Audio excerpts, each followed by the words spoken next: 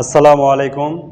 আজকে নবম দশম শ্রেণীর ত্রিকোণমিতির একটা অঙ্ক, যেটাতে cos theta plus cot theta cos theta minus cot theta equal two এত হলে থিটা এর মান কত। তো এই অঙ্কতে আমরা দুইটা জিনিস শিখব, একটা থিটার মান বের করা শিখব, আর আরেকটা কি, যারা আমরা যোজন বিয়োজন বুঝি না সেটা আমরা একটু দেখব। তো এখানে যোজন বিয়োজনের জন্য আমি আগে একটু কনসেপ্টটা ক্লিয়ার করে দিই, যে মনে করি a divided by B equal to কি আছে 4 ডিভাইডেড বাই 3। তো এখন প্লাস অর্থ কি, প্লাস অর্থ হচ্ছে যোজন, আর মাইনাস অর্থ কি হবে, বিয়োজন। তো এই প্লাস অর্থ যোজন আর মাইনাস অর্থ যদি বিয়োজন হয়, তো যখন আমরা যোজন বিয়োজন বলবো তাহলে এটার অর্থটা কি, উপরে এ নিচে এ, এখানে 4 এখানে 4, অর্থাৎ উপরে যেটা থাকবে সেটা উপর নিচে আমরা কি করব, লিখে দিব। এই যে এ ছিল আমরা উপর নিচে লিখে দিছি, এখানে 4 ছিল উপর নিচে লিখে দিছি। তো যোজন অর্থ হচ্ছে প্লাস, বিয়োজন অর্থ মাইনাস, যোজন অর্থ প্লাস, বিয়োজন অর্থ মাইনাস।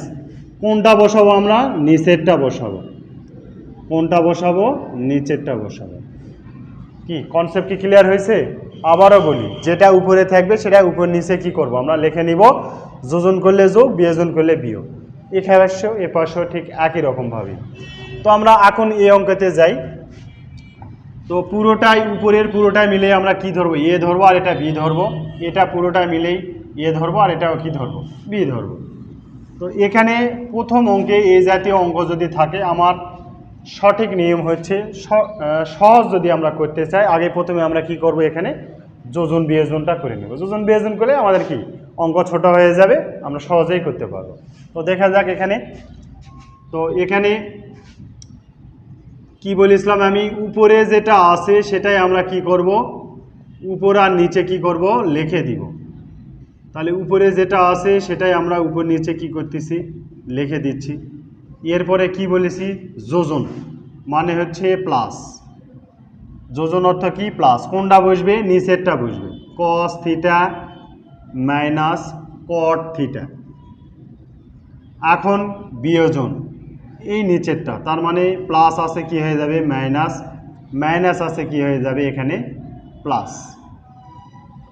এই পাশে আমরা একটু দেখি, তাহলে উপরের যেটা আছে সেটাই আমরা উপর আর নিচে কি করব, লিখে নিব। এখন যোজন, কোনটা, নিচেরটা, কত, √3 - 2। আর এখানে বিয়োজন কত, √3 + 2। তাহলে এখানে কি লিখব, যোজন ও বিয়োজন করে, যোজন বিয়োজন করে পাশে একটু লিখে দিব, যোজন বিয়োজন করে। তো এখানে এখন দেখা যাক, cot আর cot কি হয়ে যাবে, কেটে যাবে, কি থাকবে 2 cos থিটা। আর নিচে কি হবে, এই cot আর cot যোগ করলে 2 cot থিটা। আর এই cos প্লাস আর মাইনাস কি হয়ে যাবে, কেটে যাবে।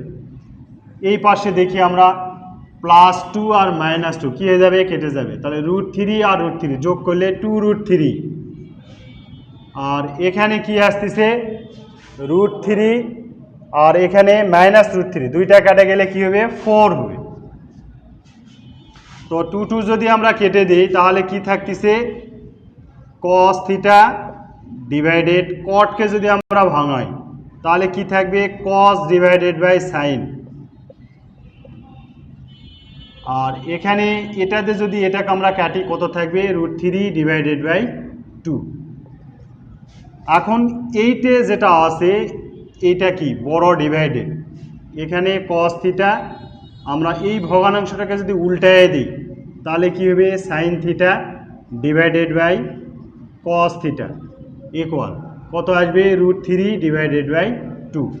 তাহলে cos আর cos যদি আমরা কাটে দিই তাহলে কি থাকবে, sin থিটা ডিভাইডেড বাই √3। তাহলে এখানে এই পাশে আমরা একটু লিখি যে sin কতর মান আসে, √3/2। তাহলে sin থিটা ইকুয়াল টু কত degree, sine 60 degree, sine 60 degree, অতএব থিটা ইকুয়াল টু কত, 60 ডিগ্রি। এভাবে এ জাতীয় যেগুলো অঙ্ক আমাদের থাকবে সবগুলো আমরা শর্ট নিয়মে বেসিক বুঝে একদম প্রথমে যোজন বিয়োজন করে দিব, তাহলে আমাদের কি অঙ্ক ছোট হয়ে যাবে। সকলকেই ধন্যবাদ।